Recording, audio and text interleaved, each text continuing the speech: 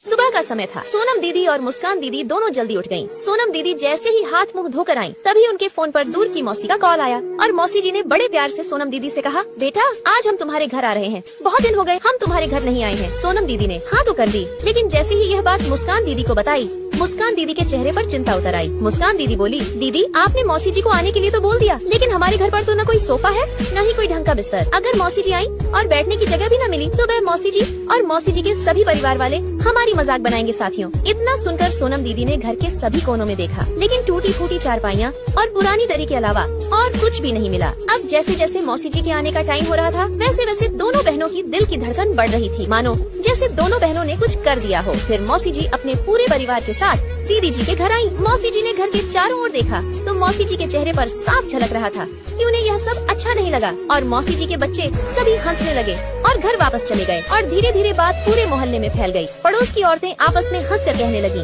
देखा मुस्कान के घर तो बैठने लायक भी कुछ नहीं और आए हुए मेहमान भी बैठने की वजह से वापस चले गए। ये सुनकर सोनम दीदी और मुस्कान दीदी का दिल टूट गया। उन्हें लगा जैसे गरीबी ने उनकी इज्जत सबके सामने छीन ली हो। दोनों बहनें दिन भर चुपचाप दिल में दर्द आँखों में आंसू लिए सोचने लगी, काश हमारे पास इतना होता कि मेहमानों को कम से कम इज्जत से बिठा पाते और उन सभी मोहल्लों वालों के ताने भी न सुनने पड़ते। मित्रों, तभी मुस्कान दीदी थोड़ी गुस्से में मुस्कुराती है और सोनम दीदी से बोलती है, अरे दीदी बहुत हुआ ऐसे, हम अपनी बेइज्जती कब तक कराएंगे? हम अब इन सभी मोहल्लों वालों को कुछ ऐसा करके दिखाएंगे कि यह भी सब देख चौंक जाएंगे। मित्रों, इतना बोलने के बाद दोनों बहनें अपनी बेइज्जती का बदला लेने के लिए कुछ कार्डबोर्ड और दो चारपाई को एक जगह रखकर अपनी लगन और शिद्दत से बेड बनाने लग जाती है। साथियों, दोनों बहनों की कुछ देर की मेहनत के बाद बेड बनकर कंप्लीट हो गया, लेकिन मगर उसे देखने से पहले, रुक जा बालक, मैं तुझे शराब देती हूँ। आज रात 12 बजे तेरी माँ मर जाएगी। तू अपनी माँ को बचाना चाहता है तो इस लड़की की वीडियो को लाइक और चैनल को सब्सक्राइब कर दे और कमेंट बॉक्स में जय माता दी जरूर लिख कर जाना। नहीं किया तो तेरे साथ बहुत ही ज्यादा बुरा होगा।